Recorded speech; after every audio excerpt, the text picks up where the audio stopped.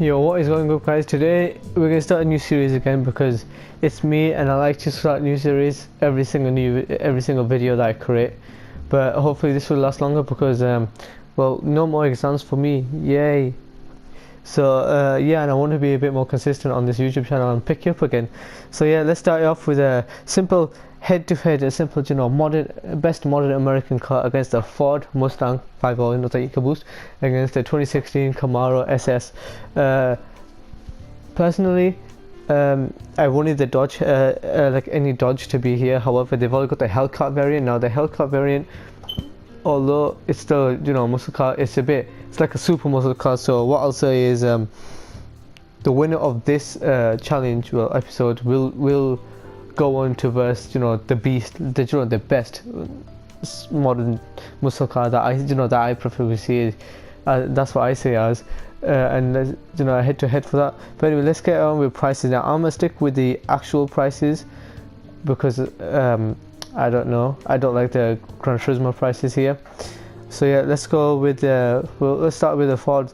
Now, according to Google, the Fastback 5.0 V8 GT Coupe, which is basically Ford Mustang, it starts around the price 39,595, and that's in pounds.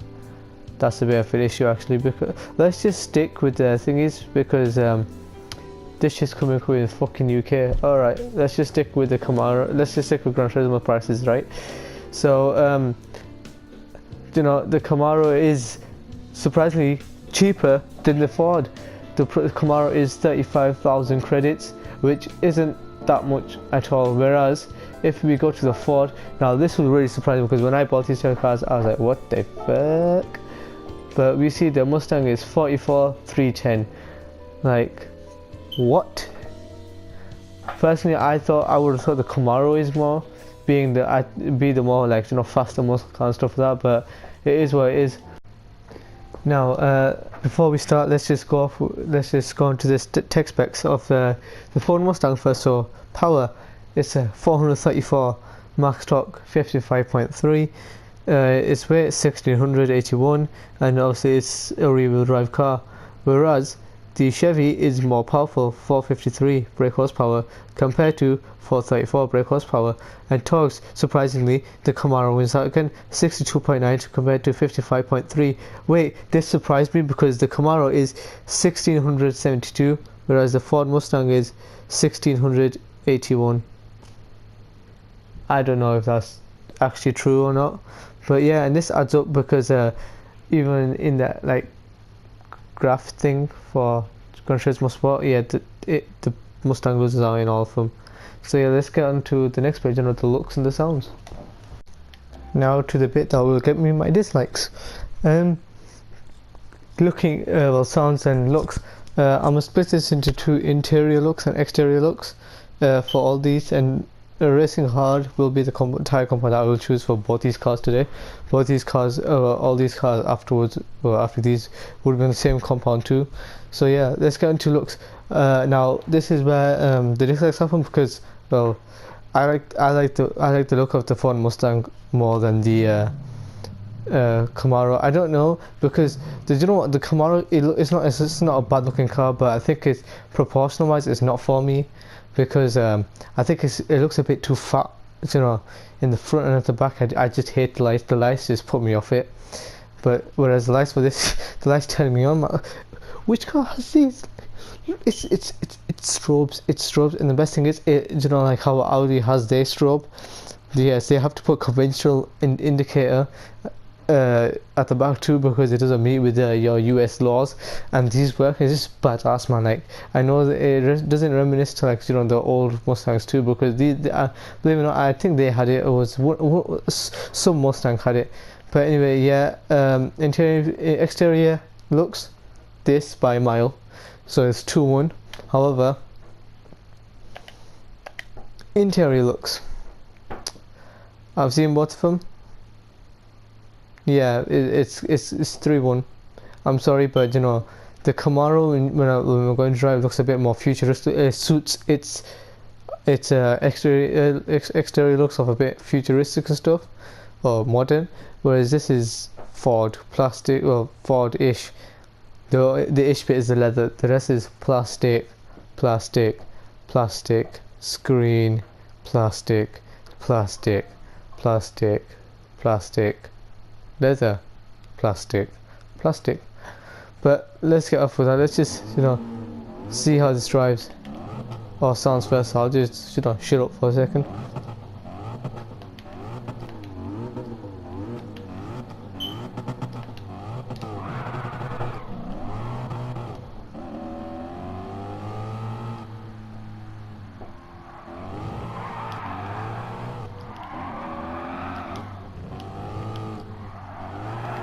So anyway, let's get on to how these drive. Now this is how I drive, so I'm sorry if no one likes this, but yeah, off the bat, it's a bit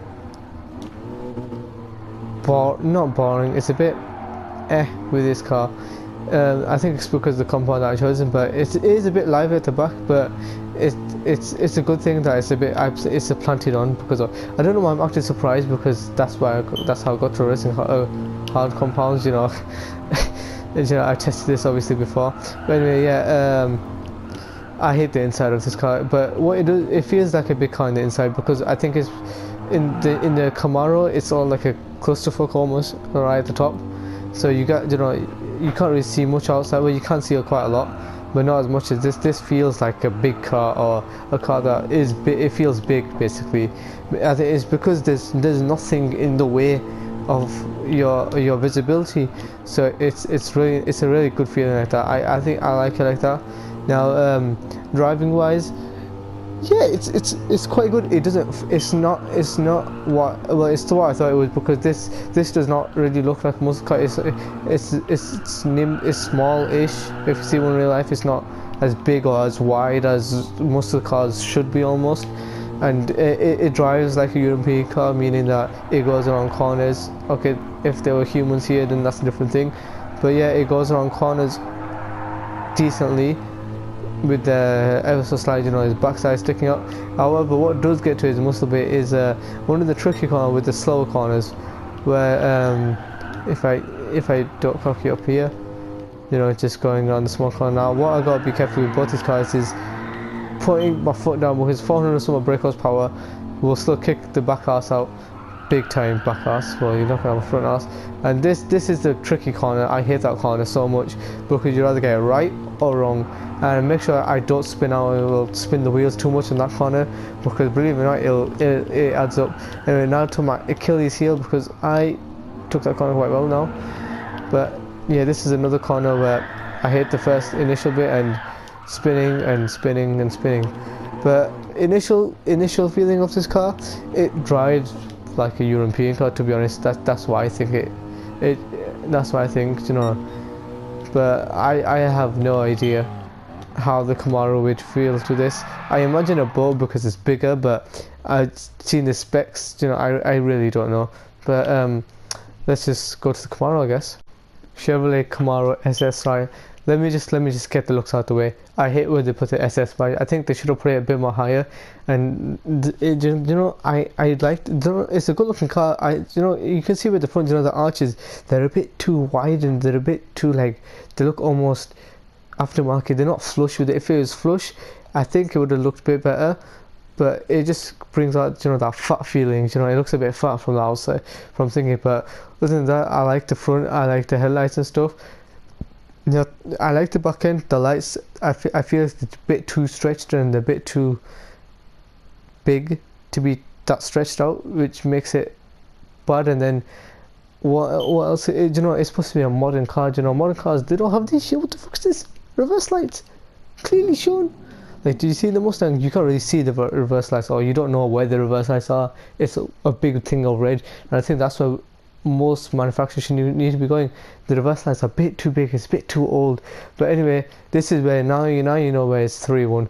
Look at the interior, 10 times better. 10 times better. Although yes, there is going to be some plastic, it looks modern on the inside. It looks quite crazy, to be honest, in the infotainment, the dials and everything.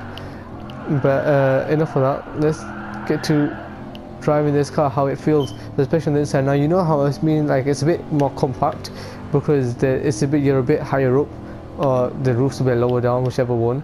However, it's not saying that it's a bad car whatsoever. You know, anyway, to this corner, yep. I know I was a bit cautious for the Ford, but I think this steps out a bit more. Obviously, it's got about what 10-ish, less about not 10. I think it was less than 10 more torque. Or it might be. I think it was. I don't know. I can't remember. I think it was about 8 more torques than the Mustang. It's lighter than the Mustang, surprisingly. You look at this thing and you think that's a boat. That's a boat. But let me tell you one thing. It's not driving like a boat. It does feel big. When you're driving this car, it's hard to explain because I don't know. It feels big. It feels like a boat. But I'm looking at the speedo and stuff like that, and I'm getting to the same speed to the car that I called European almost. Do you know?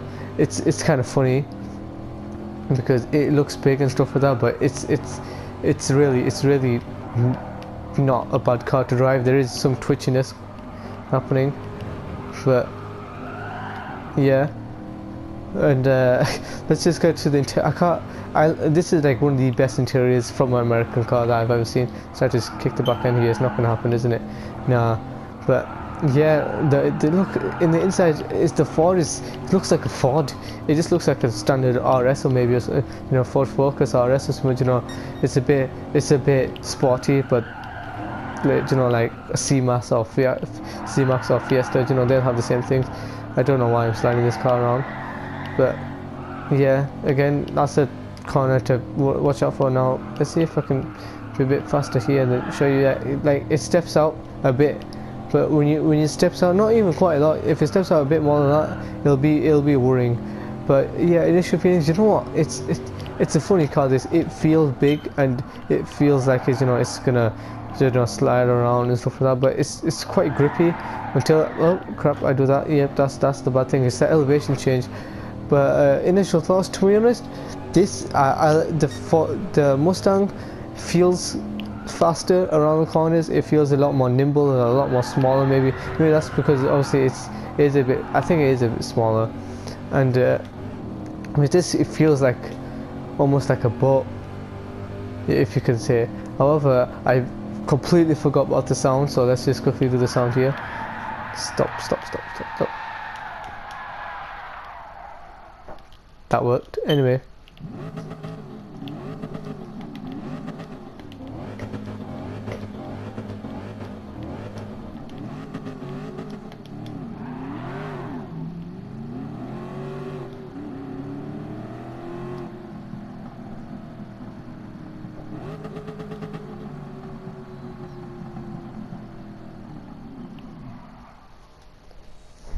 Yeah, quite good, to be honest.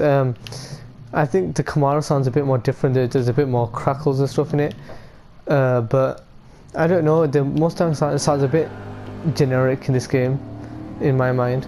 But that's enough of that. Let's get to the actual time lapse, which will be kind of interesting because this has got the power. However, there's corners, there's much corners, and if it drives how it feels, then I think the Mustang will take it.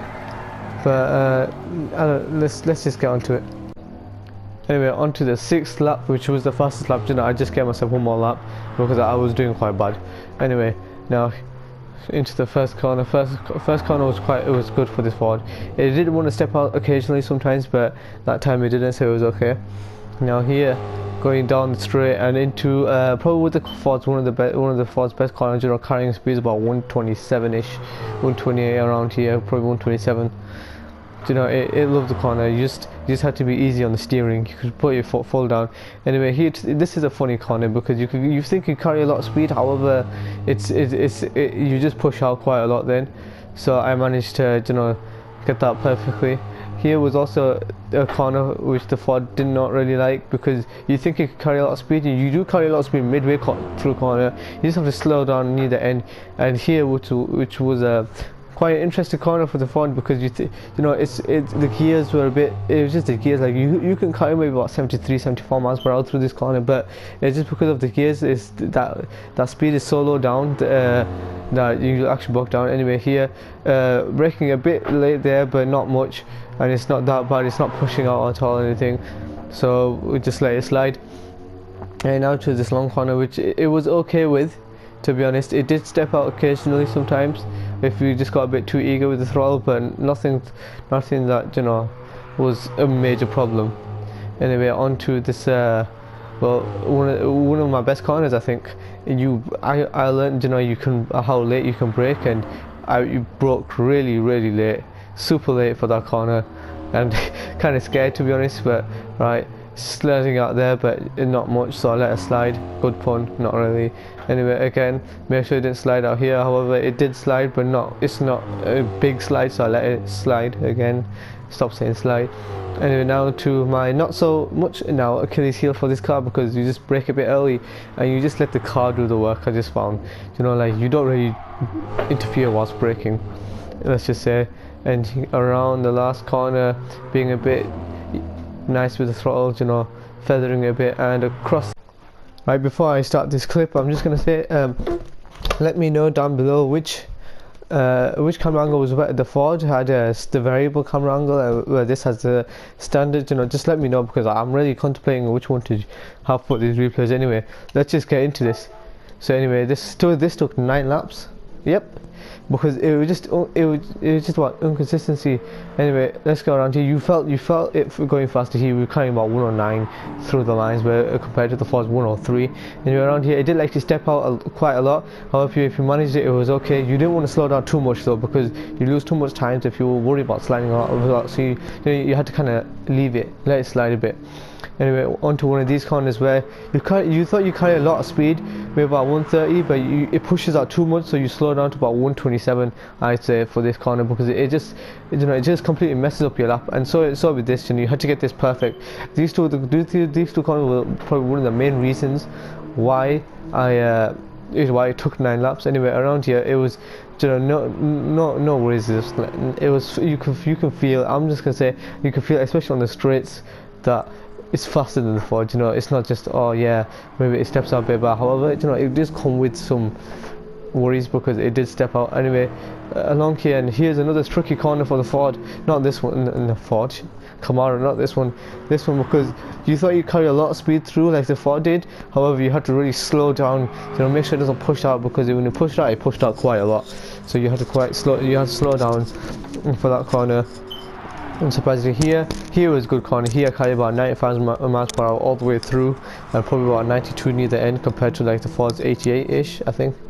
Anyway, here was another corner where the Ford was actually better. Yeah, it was actually better, because you had to brake really early compared to the Ford. You know, the Ford you probably brake just after the corners. Here you brake before the corners. And this is the 32 mile per hour slide that I did. It kept sliding, and slowing down too much again would just decrease the time by a lot. So slide out there, not much as the other one. Anyway, now to more visit my Achilles heel, because this corner, well, you had to, with the Ford you just had to, like, you know, leave it and then turn last minute. This you had to really fiddle with the steering, you know, make sure you got in there, because it wasn't happening, and it was just unsettling for this corner and mess up the lap. So you had to really fiddle with the thingy. But anyway, and across the line. So yeah, tell me which camera angle you prefer. I just tried to do like some donuts and stuff here, because SHAREfactory is, you know, celebrating. It took 9 laps, so, you know, I was kind of relieved. It was just inconsistency, because I was doing maybe sometimes 214s, 213s, and then next thing you know, bang, 219, 220. I was like, what the hell's going on here? So it was just inconsistent, and then you kept hitting it. You know, as you can see, like that backwater hit that quite a lot. It slid out quite a lot. It does like to step out this car, and I think that's because, especially more the Ford, because it's, you know, the Ford is, I think the Ford is lower. However, this is lighter, and it has more power, more torque. So obviously I step out a bit more, you know, do some burnouts ish. Believe it or not, I'm trying to do some burnouts, not donuts. Why am I still doing donuts? But anyway, yeah, let's get on to the lap times. So I didn't notice at the time, but the Camaro default is actually N500 and the Ford's N400.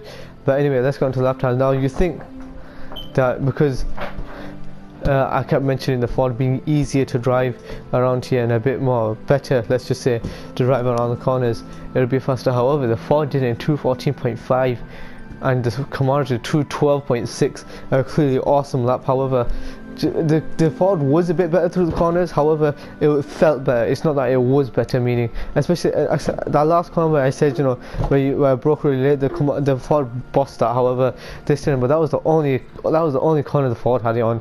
All throughout the corner, okay, right, it was better to drive, however it was slower. You know, this was more inconsistent, but it was slower than the Camaro. Anyway, that's it. The Ford is the victor. See you later. Did I just say Ford? I meant Camaro, sorry. So sorry. Anyway, the Camaro is the victor. See you later in the next video where this will be taken on the Hellcat, and let me know which other cars you would like me to battle out. I'm thinking maybe James Bond, or maybe the Battle of the Brits or something, you know, something along that lines, but you know, just let me know, yeah. Safe. Why safe? You know, now you know how old I am.